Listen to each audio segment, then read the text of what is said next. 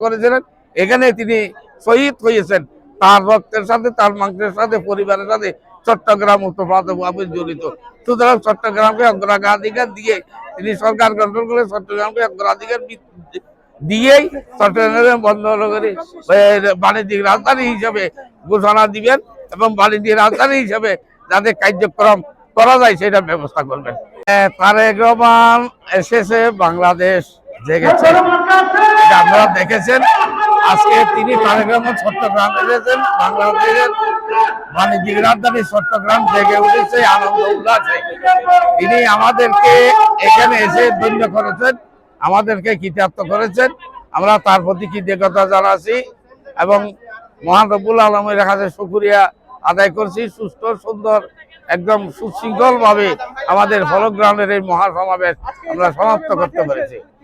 চট্টগ্রামের মাঠে তিনি বার্তা দিয়েছেন, এখানে তিনি সরকার গঠন করলে দানের শীষে ভোট দিয়ে মানুষ যদি আমাদের প্রার্থীদেরকে জয়যুক্ত করেন এবং যদি সরকার গঠন করেন, তিনি বাংলাদেশের প্রত্যেক গরিব পরিবারের ফ্যামিলিদেরকে ফ্যামিলি কার্ড দিবেন এবং কৃষকদের মধ্যে কৃষি কার্ড দিবেন, এটা তিনি ঘোষণা দিয়েছেন।